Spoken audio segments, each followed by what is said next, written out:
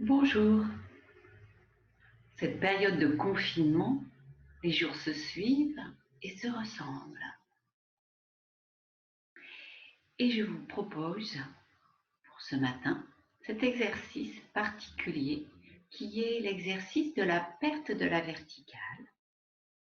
Et je partagerai aussi ce que j'ai compris de la place de l'être humain entre la terre et le ciel, tel que c'est décrit dans la nouvelle psychologie spirituelle. Mais tout d'abord, un temps de pratique. Se place dans cette position debout, position de la verticale dans laquelle nous sommes si souvent, mais de manière si inconsciente. De fermer les yeux. On se ressent dans sa verticale. On ressent le contact des pieds avec le sol. On remonte à l'arrière des jambes, le long du dos, jusqu'au sommet de la tête, comme si on était tiré vers le haut par une touffe de cheveux à l'arrière de la tête. Et pour mieux ressentir encore notre verticale, nous allons tout d'abord la perdre. La tête se penche lentement vers l'avant. Les épaules s'enroulent.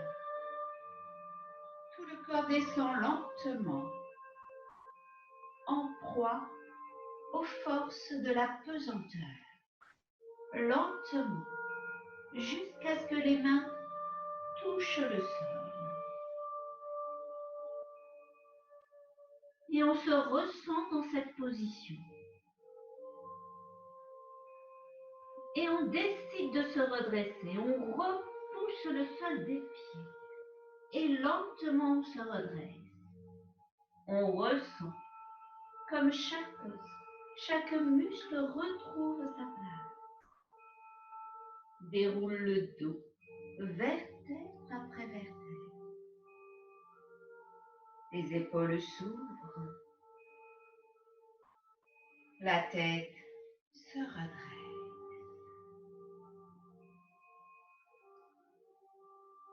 Et on ouvre les yeux pour faire l'exercice une deuxième fois. Penche lentement la tête vers l'avant. Les épaules s'enroulent. Et tout le corps descend lentement, comme happé par les forces de la pesanteur. Lentement jusqu'à ce que les mains touchent le sol. Et on se trouve dans le plan horizontal, la position de l'animal, le regard tourné vers le sol, comme coupé des forces d'en haut. Et on décide de se redresser. On repousse le sol des pieds et lentement on se redresse. Déroule le dos, vertèbre après vertèbre. On ouvre les épaules. On redresse la tête. On se retrouve debout, dans la position de l'homme. Debout, les pieds bien sur terre et la tête dans les étoiles. Réceptif aux forces de la terre comme aux forces d'en haut. Et c'est de ça, la terre, du ciel, des forces de la terre, des forces d'en haut, que je voudrais vous parler ce matin. Sur Terre, il existe différents règnes de la nature. Le règne minéral, le règne végétal, le règne animal et le règne humain. Et l'être humain porte en lui tous les autres règnes. Nos os, nos dents, notre corps physique qui redevient poussière après la mort, appartiennent au règne minéral, tout comme parfois notre cœur qui devient dur comme de la pierre, ou nos pensées dogmatiques qui nous sclérosent. Nos cheveux, nos ongles qui continuent à pousser même après la mort, s'apparentent au règne végétal, tout comme nos bavardages intérieurs, nos émotions débordantes ou nos attitudes envahissantes. Et quand je me laisse aller à mes instincts, que je veux dominer les autres, que je me jette sur le dernier morceau de gâteau, alors je suis animal. Certains disent même que l'homme est un animal. Pourtant, il existe le règne humain et nous savons que nous ne sommes pas seulement minéral, végétal ou animal. Nous savons que nous sommes capables de conscience, conscience de nous-mêmes, conscience des autres, conscience de tout ce qui nous entoure, de tous les autres règnes et les autres mondes. Et parfois, nous pouvons même ressentir comme une nostalgie ou une aspiration à devenir autrement, à être autrement. Et nous levons les yeux vers le ciel, comme pour créer un lien avec le ciel. Et du ciel, que pouvons-nous apprendre? 3 grands principes. Le principe de la réalité et de la non-exclusion. Tout existe sous le ciel. Le ciel n'exclut rien. Il englobe tout. Le principe d'une place pour chacun, alors que tout se manifeste dans la différence.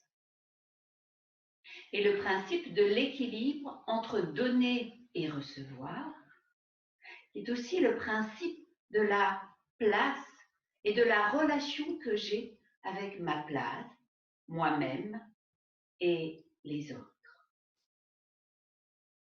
En fait, si je me sens en paix à la place à laquelle je me trouve, il est fort possible que mes relations aux autres soient beaucoup plus harmonieuses.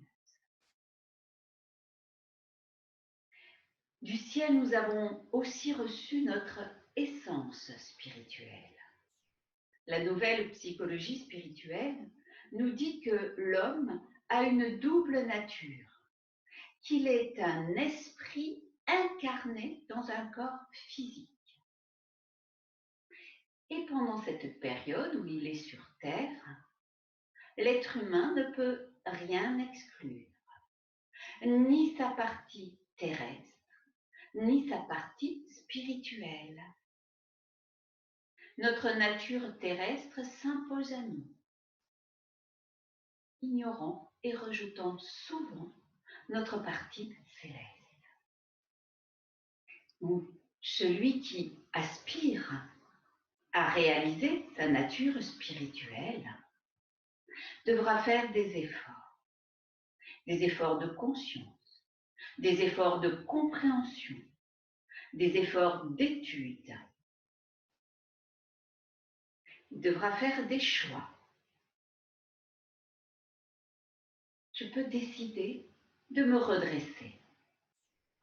Je peux décider de la façon dont j'entre en relation avec chacun, en étant agréable, souriante. Je peux décider des actes, des paroles que je partage. Paroles de bonté, des gestes de beauté ou de vérité. Et je peux incarner ainsi ces principes célestes et devenir petit à petit un peu plus un être humain. Et en partie, la particularité de l'être humain est de pouvoir être un lien entre la terre et le ciel. Idriss Lahore nous dit que c'est peut-être ce lien avec l'infini du ciel qui fait de nous véritablement un être humain. Et nous pouvons pratiquer une troisième fois cette perte de la verticale, juste sur un souffle. Yeux fermés. Inspire, expire, on s'enroule.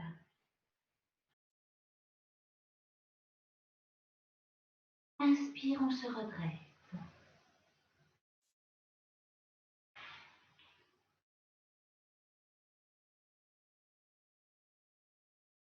Et on peut laisser résonner en soi toutes les sensations que peuvent éveiller ces exercices. Je vous souhaite une belle journée, de bonnes pratiques.